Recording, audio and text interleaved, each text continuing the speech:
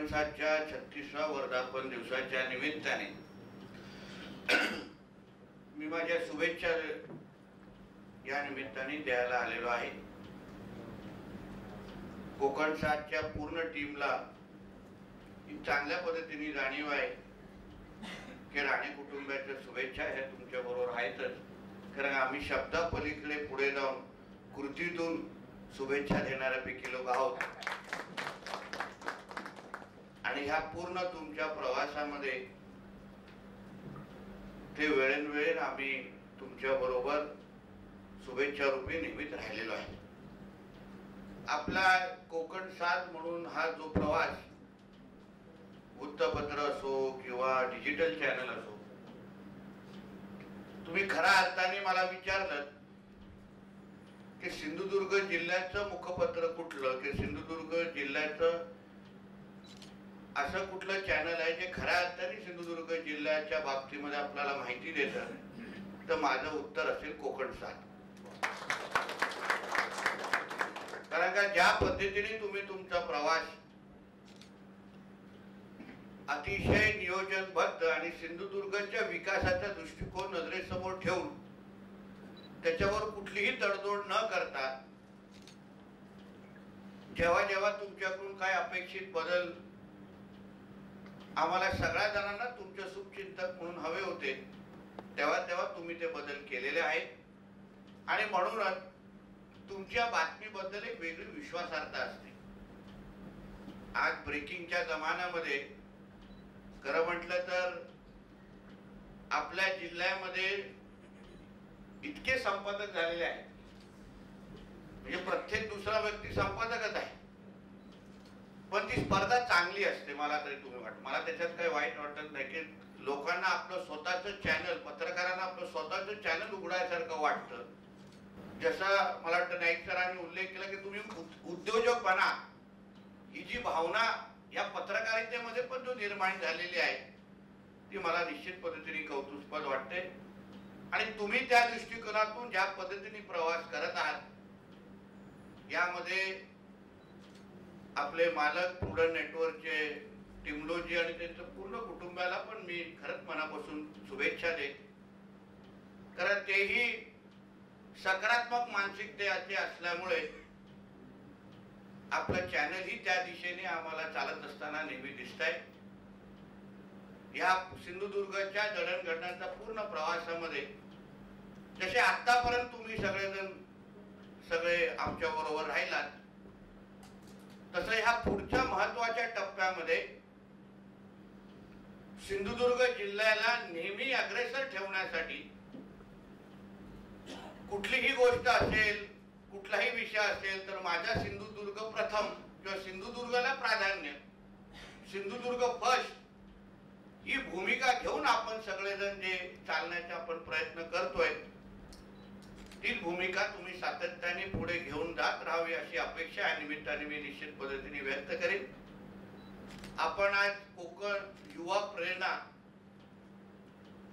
म्हणून काही एक मोहीम म्हणून असे आपण सुरू केलेली आहे। मार्च पर्यंत ही मोहीम सुरू ठेवलेली आहे आणि त्या निमित्ताने असंख्य तरुणांचा सत्कार आता तुम्ही आमच्या हस्ते केलेला आहे।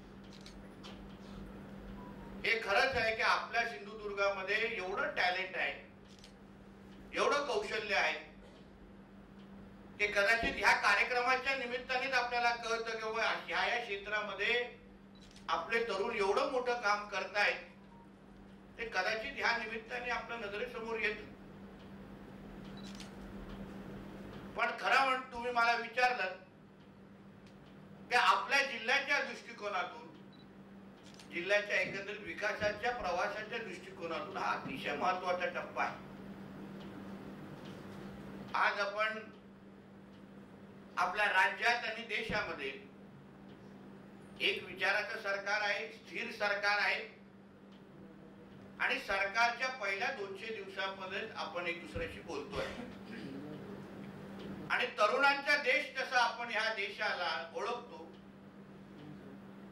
तुम्ही अगर मला खऱ्या अर्थाने विचारलं की इकडे उपस्थित असलेला प्रत्येक तरुण, प्रत्येक नागरिक हा आमच्या सिंधुदुर्गाचा खरा ऍसेट आहे, खाण आहे। कारण का तुमच्याच माध्यमातून आम्हाला आमच्या जिल्ह्याला विकसित करायचं आहे. तुमची मदत, तुमचं सहकार्य, तुमची साथ आणि जसं ओरोडकरजींनी सांगितलं, वाद नको, हे महत्वाचं आहे.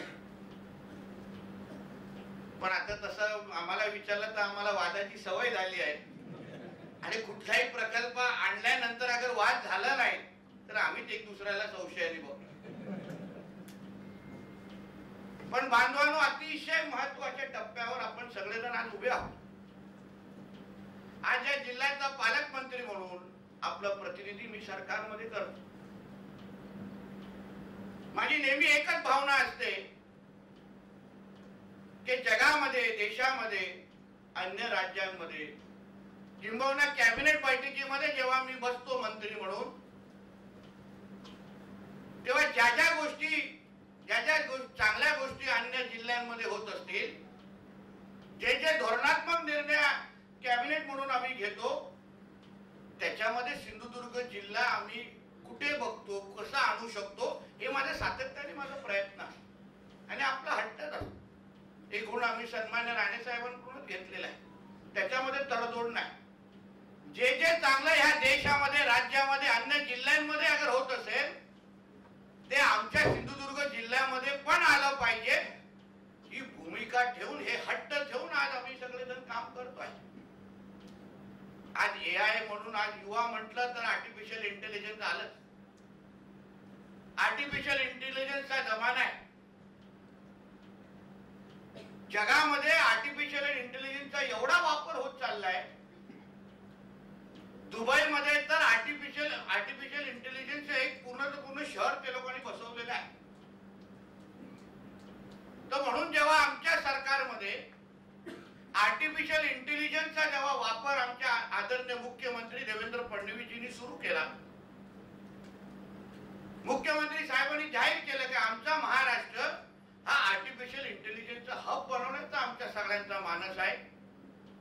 आणि म्हणून मंत्री म्हणून आम्हाला प्रत्येकाला सांगितलं, तुम्ही प्रत्येकाने आपल्या आपल्या मंत्रालयामध्ये आर्टिफिशियल इंटेलिजन्सचा वापर सुरू करा. मार्वल नावाची एक एजन्सी आमच्या संपर्कात आणली गेली आणि तिच्याशी जेव्हा मी माझ्या खात्यांबद्दल चर्चा करत असताना त्या प्रतिनिधींशी मी बोललो की तुम्ही आतापर्यंत जे काय मंत्रालय आणि राज्य स्तरावर जे काय राबवता ते कधी जिल्हा लेवलवर तुम्ही राबवलं आहे का? ते बोललो नाही. मग आपण सिंधुदुर्ग जिल्ह्यापासून सुरुवात करू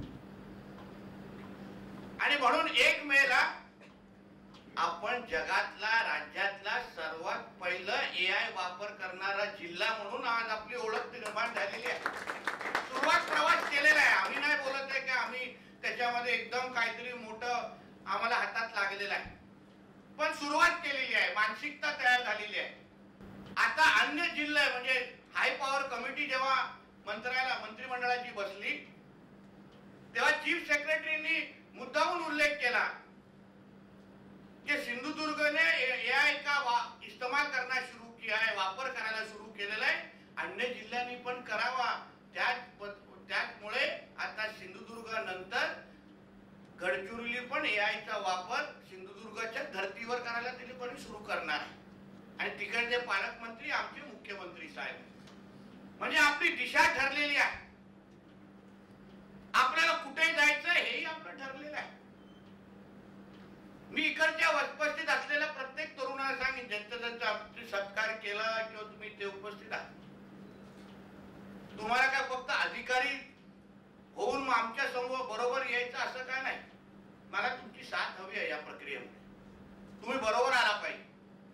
तुम्ही तुमचे जे काय आयडियाज आहेत, तुमचे विचार जे आहेत, ज्या पद्धतीने आपण आपला जिल्हा दरडोई उत्पन्नाच्या बाबतीमध्ये, प्रगतीच्या बाबतीमध्ये भविष्याचा वेग घेणारा कुठला जिल्हा असेल तर तो सिंधुदुर्ग जिल्हा आहे, अशी ओळख आपली निर्माण झाली पाहिजे.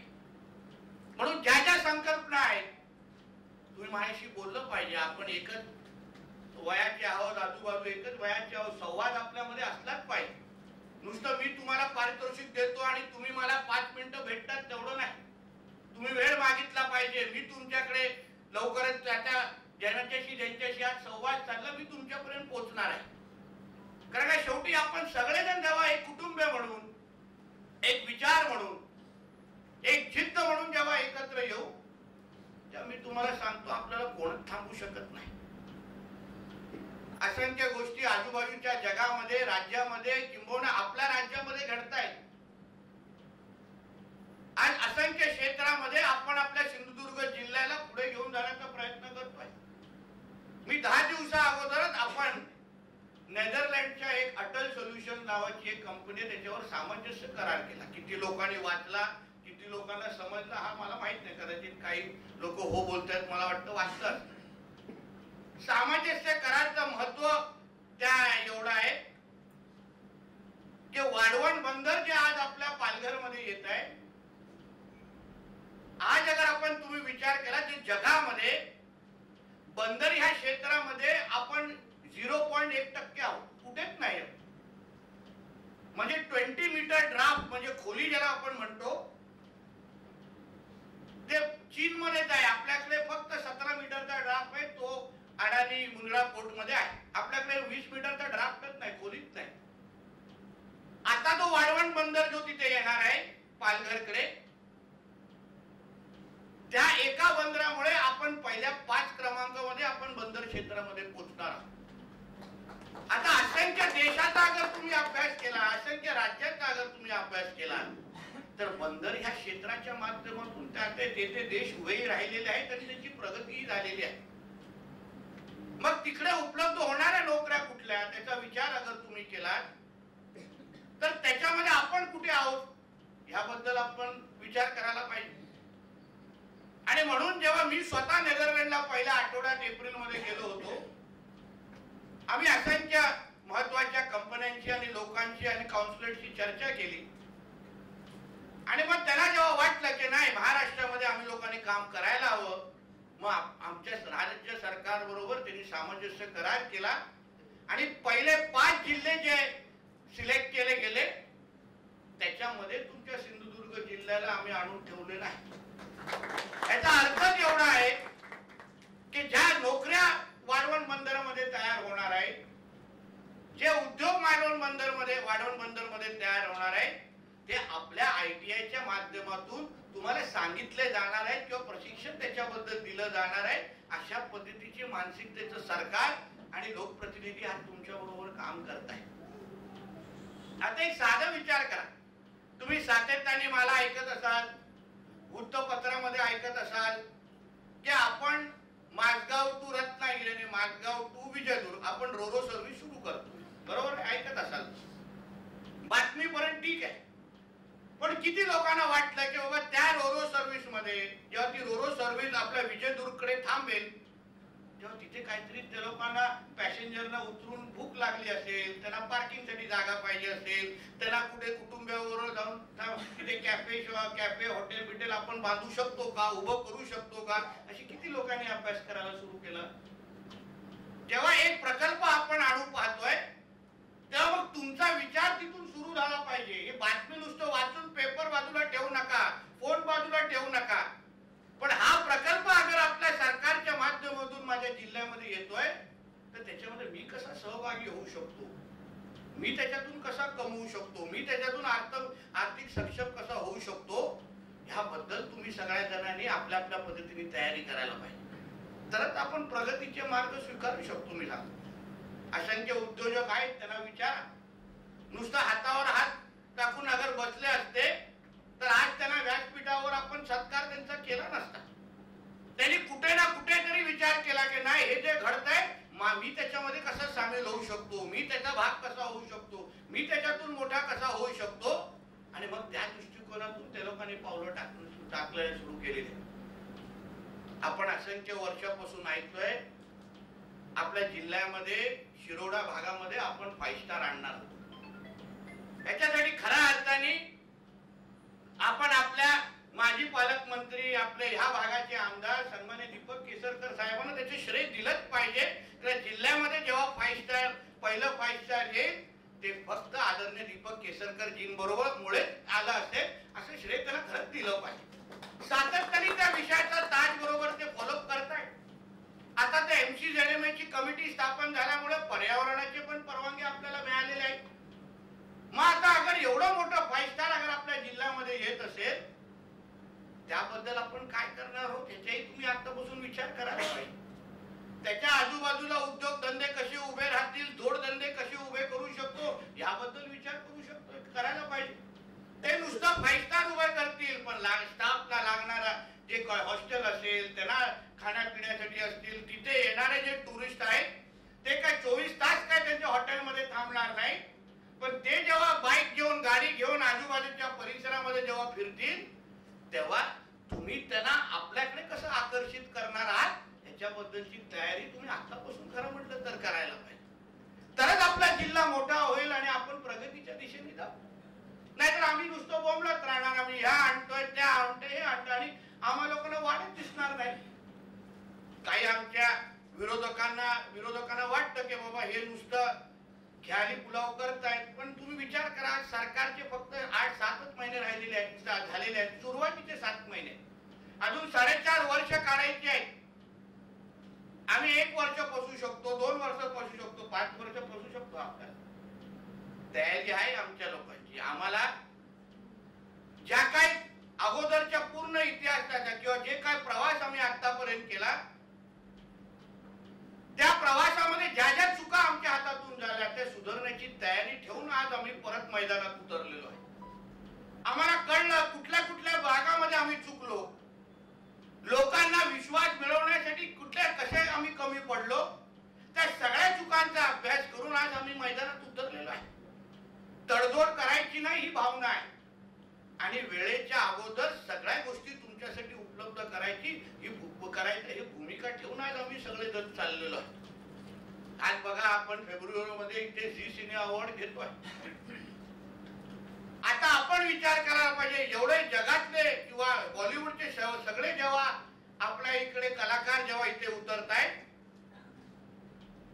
विचार करा आम्ही त्यांना कुठे राहत असतील. 5 स्टार तर आपल्याकडे नाही, म्हणून आम्हाला त्यांना 35 मिनिटं असलेल्या तिथे त्यांना वाघोतरच्या जवळ एक जागा म्हणजे आम्ही वेंगुर्ल्यामध्ये तो स्पॉट निवडला, जेणेकरून ते तिथे जाऊन प्रवास करून तिथे राहू शकतो. पण आपण विचार करायला पाहिजे की ह्या वर्षी झी सिने अवॉर्ड झालं, पुढच्या वर्षी कुठलं फिल्मफेअर अगर त्याच्यानंतर वर्षी आपल्याकडे होत असेल, तेव्हा कुठलाही कलाकार आपल्या जिल्हा बाहेर न जाता आपल्या जिल्ह्यामध्ये राहूनच जेव्हा तो इथे राहील, तेव्हा विचार करा जिल्ह्याच्या प्रतिमेबद्दल आणि जिल्ह्यामध्ये किती व्यवसाय आणि आपल्याला आर्थिक सक्षम करत आहे. आम्ही म्हणूनच म्हणतो की कुठल्या बाबतीमध्ये ना खरंच तडजोड आणि राजकारण होता कामा नये. राजकारण आणि निवडणुकीच्या स्पर्धा सगळं मान्य आहे. मतदान शेवटी मतदार सुज्ञ असतो. आम्हाला वाटतं की मतदाराला का माहित असतं, सगळं माहित असतं, सगळं आठवणीत असतं. बोलून पण दाखवतात आणि मतदानाच्या नंतर आम्हाला कळतं बाबा तिथे चुकलो होतो ना म्हणून मतदान कमी झालेलं आहे. म्हणून आजचा मतदार कुठेही त्याला आम्ही फसवू शकत नाही, हे प्रत्येक लोकप्रतिनिधीने समजून पण घ्यावं आणि त्याची जाणीव पण ठेवावी. म्हणून काम करत असताना काही बाबतीमध्ये खरंच तडजोड होता का? तुम्ही विचार करा, सिवळचा विरोध आपल्या जिल्ह्यामध्ये झाला, सिवळला विरोध झाला, MIDC ला पण कासड्याच्या इकडे येणारा विरोध झाला. सुरुवातीला तर चिपी विमानतळाला पण विरोध होत होता. आज अगर आपल्या जिल्ह्यामध्ये सिवळ अगर उभं राहिलं असतं तर आज आपल्या जिल्ह्यामध्ये काय परिस्थिती असते हो? आपण नेहमी बोलतो की मुंबई, पुणे, नाशिककडे आपले तरुण गेले नाही पाहिजे, आई वडिलांचं घर सोडून लांब गेले नाही पाहिजे.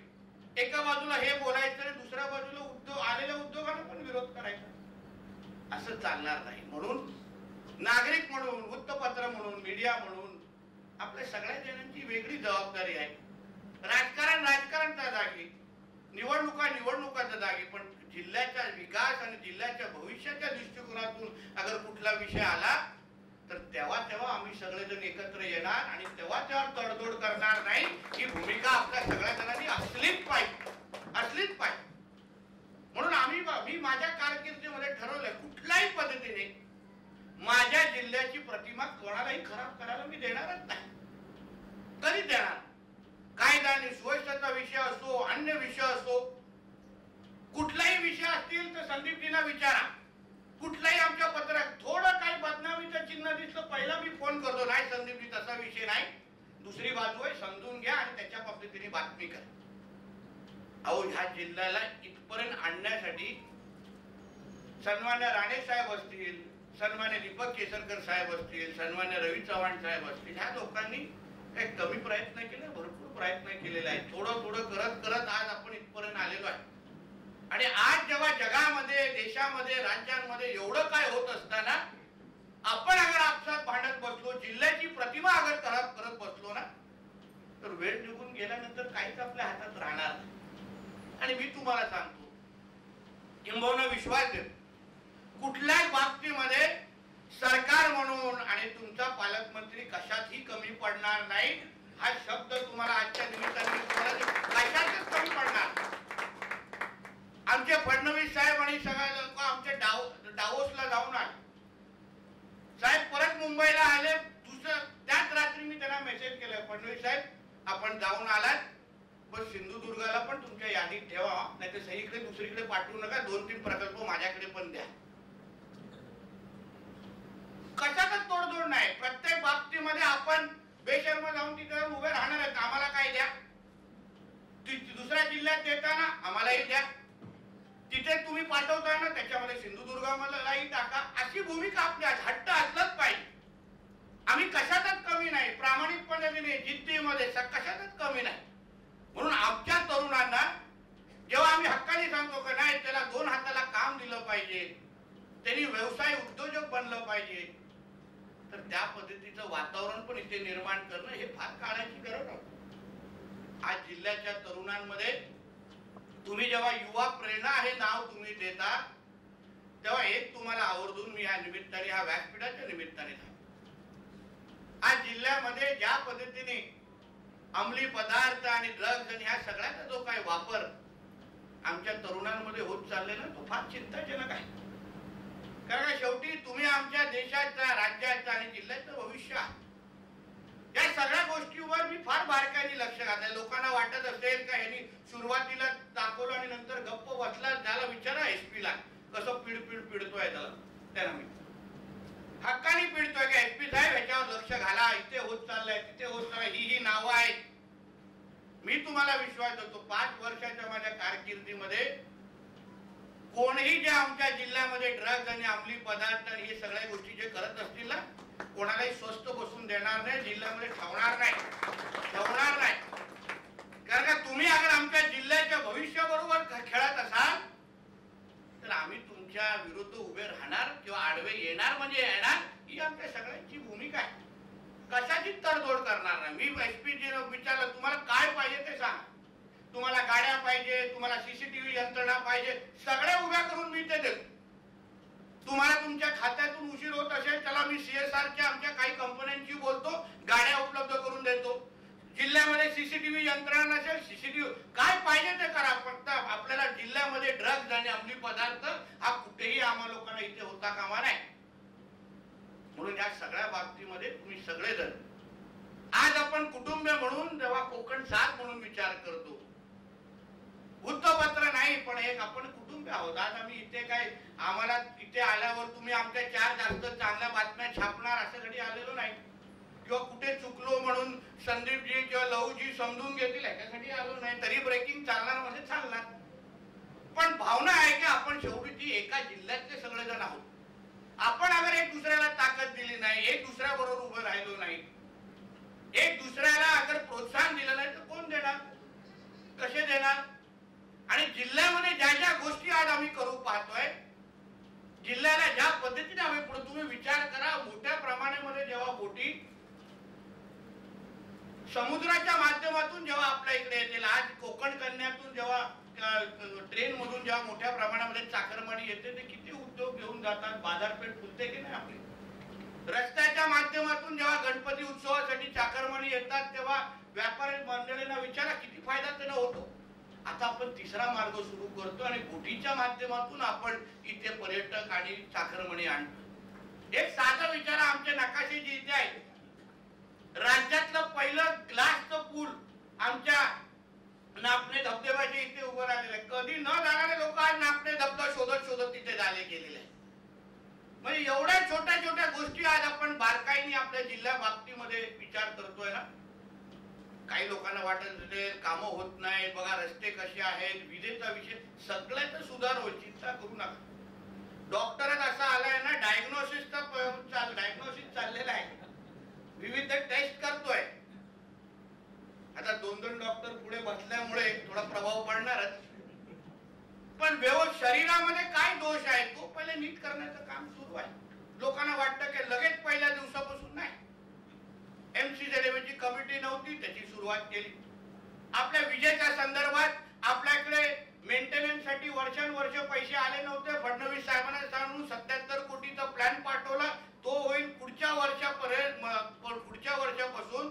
तुम्हाला हा जो लाईट जाण्याचा जो प्रकार आहे, पोल पडण्याचा जो प्रकार आहे, हे कुठेही आपल्या जिल्ह्यामध्ये जाणवणार नाही. हा विश्वास तुम्हाला मी आजच्या निमित्ताने देतो.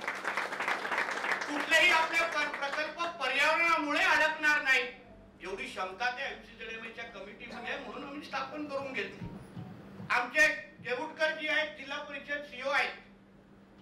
आम्ही ग्रामपंचायतींवर आता सोलार पॅनल बनवण्याची आमची सगळ्याची तयारी सुरू झालेली आहे. का? कारण का ग्रामपंचायतीमुळे, ग्रामपंचायत जो पाण्याच्या बिलामुळे असंख्यमुळे त्या लोकांची बिलं थकतात, त्याच्यामध्ये आपल्याला पाण्याची लाईन कापायला लागते, सरपंच निरुत्तर होत आहे. म्हणून लॉंग टर्म उपाय म्हणून आता आम्ही सोलार पॅनल या लोकांना सगळ्यांना देतोय, जेणेकरून भविष्यामध्ये तोही विषय निश्चित पद्धतीने सुटून जाईल. कचऱ्याच्या संदर्भात आम्ही गोवा सरकारशी बोलतोय. गोवा आमच्यापेक्षा लहान साईजनी आणि लाईनी लहान आहे. त्यांचा एक आमदारकीचा मतदारसंघ आपला जिल्हा परिषदचा मतदारसंघ एवढं लहान आहे. मग ते लोक एवढं चांगलं कचऱ्याच्या संदर्भात नियोजन करू शकतात, तर मग आपण कशाला नाही, म्हणून आम्ही त्यांच्याशी बोलतोय. तोही मार्ग आम्ही काढत पुढे चाललेलो आहे. म्हणजे प्रत्येक बाबतीमध्ये सकारात्मक पद्धतीने, अगर कोणीही राजकारणी लोकप्रतिनिधी तुम्हाला नाही बोलत असेल तर त्याच्या इच्छेमुळे तो नाही बोलतोय. इच्छाशक्ती असेल तर सगळ्या गोष्टी शक्य आहे, हे मी तुम्हाला माझ्या 5 वर्षाच्या कारकिर्दीमध्ये करून दाखवणार आहे. कुठेच कमी पडणार नाही. फडणवीस साहेबांना सांगितलं एक प्रकल्प आम्हाला द्या, 2 प्रकल्प त्यांनी आम्हाला आयडेंटिफाय केलाय आमच्या अडाणी MIDC साठी. गुजरातचे एक उद्योजक आहेत, त्यांना 2000 एकर पाहिजे. अडाणी MIDC मध्ये आम्ही त्यांना देतोय. लवकरच ते प्रकल्प तिथे उभे करतील. केसरकर साहेब काही लोकांशी बोलतायत, ते प्रकल्प उभं करतील. अशा पद्धतीचं काम आम्ही सगळेजण एक दुसऱ्याबरोबर करतोय. म्हणजे कुठल्याच बाबतीमध्ये आपला सिंधुदुर्ग जिल्हा कमी पडणार नाही. आपण सगळेजण, मीडिया असेल, उद्योजक असेल, अन्य प्रत्येक क्षेत्राची लोक फक्त एक दुसऱ्याशी संवाद साधणं हे फार गरजेचं आहे. आज कोकण साधला आभार मानलं पाहिजे. वर्धापन दिवस नसता तर आपण सगळेजण भेटलो पण नसतो. पण जिल्ह्यामध्ये आपण अशी प्रक्रिया करू शकतो का, की अशी सवय करू शकतो का, ते किमान 3 महिन्यामध्ये एकदा आपण सगळेजण एकत्र मिळून नेमकं आपण आपल्या आपल्या क्षेत्रामध्ये काय करतोय, काय नवीन करतोय. त्याला कृषी क्षेत्रामध्ये असं मी आमच्या काजी वैभववाडीमध्ये काहीतरी चांगलं करताय, मग त्यांना आमच्या कृषी खात्यामध्ये इन्व्हॉल्व करून आम्ही ऑप्शनच्या विषयावर तोडगे कसे काढू शकतो, अशा पद्धतीचे विचार आपण का करत नाही. तर म्हणून मी तुम्हाला सांगितलं सुरुवातीला, मला तुमची साथ हवी आहे. तुम्ही माझ्यापर्यंत पोहोचलात नाही तर मी तर तुमच्यापर्यंत पोहोचणार, तुम्हाला संपर्क करणार आणि तुमची मदतही घेणार, तुम्हाला बरोबर पण घेणार. कारण का मला ह्या जिल्ह्याला ज्या टप्प्यावर आपण आतापर्यंत उभे आहोत, 2 ते 2.5 लाखाचं दरडोई उत्पन्न आज आपण जिल्ह्यात आहे. सन्मान्य राणे साहेबांनी आम्हाला टार्गेट दिलंय 4.5 लाखाचं 2 वर्षात, आणि ते अगर पूर्ण करायचं असेल तर प्रत्येक क्षेत्रामध्ये आपण तरुण म्हणून जे जे काम करतात त्या सगळ्या जणांना बरोबर घेऊन आपली साथ आणि आपला आशीर्वाद आणि जे काय मार्गदर्शन तुम्ही मला करू शकाल ते सगळं एकत्र घेऊन आपण पुढे जाऊया. कोकण 7च्या म्हणजे पूर्ण टीमला चांगला, तुम्ही आतापर्यंत अशा पद्धतीने चॅनल चालवत आहात. आता तो पुढे स्थानिक स्वराज्य संस्थेची धामधूम सुरू होणार आहे, म्हणून तुम्ही त्याच पद्धतीने जे साथ आणि आशीर्वाद आणि जे मार्गदर्शन आतापर्यंत जे करत आलेला आहात अशाच पद्धतीने तुम्ही करत राहा, एवढीच अपेक्षा या निमित्ताने मी व्यक्त करतो. संदीपजी तर सरपंच पासून पत्रकार पर्यंत आलेला आहे, ते अतिशय म्हणजे तळागाळातून इथपर्यंत पोहोचलेले संपादक तुमच्याकडे आहेत, म्हणून नेहमी त्यांच्या बरोबर चर्चा. आता आमच्या दोडामार्गमध्ये हत्तीचा प्रश्न फार मोठा आहे, त्रास देतात प्राणी, पण आपण प्राण्यांचे कायदे एवढे कडक आहे आपण काहीच करू शकत नाही. म्हणून आम्ही वेगळा मार्ग काढला. मी काय गप्प बसलो नाही. तुम्हाला वाटत असेल का सरकारी जेव्हा मदत जेव्हा कमी पडते तेव्हा ज्याला आपण पीपीपी मॉडेल म्हणतो, पब्लिक प्रायव्हेट पार्टनरशिप. मग मी आमचे आनंद अंबानी जे आहेत वनताराचे, त्यांना मी संपर्क केला, त्यांच्याकडे 2 वेळा जाऊन पण आलो. त्यांना विनंती केली की तुम्ही जगभरातले जेव्हा प्राणी तुमच्याकडे आणता, त्यांना रेस्क्यू करता, त्यांची काळजी घेता, आजारी असेल तर त्यांचं औषध पाणी करता, तसंच आमच्या सिंधुदुर्गामध्ये असे जे आजारी असलेले अशा पद्धतीचे जे प्राणी आहेत त्यांच्या बाबतीमध्ये पण तुम्ही आम्हाला सहकार्य करा. 15-20 दिवस त्यांची टीम आपल्या दोडामाळमध्ये राहून गेलेली आहे. थोडा पावसाळा कमी झाला तर आपल्या हत्तीचा पण प्रश्न सुटण्याच्या मार्गावर आहे. अशा पद्धतीचं काम आम्ही सगळेजण करतो. म्हणून इच्छाशक्ती असेल तर सगळ्या गोष्टी शक्य आहे, हेच सांगण्याचा माझा प्रयत्न आहे. आणि कोकण साथनी ज्या पद्धतीने आतापर्यंत साथ दिली, ताकद दिली, त्याच पद्धतीने तुम्ही पुढेही द्याल अशी अपेक्षा या निमित्ताने व्यक्त करतो. परत एकदा तुमच्या 36व्या वर्धापन दिवसाच्या निमित्ताने मनापासून शुभेच्छा देतो. इथेच थांबतो. जय हिंद, जय महाराष्ट्र.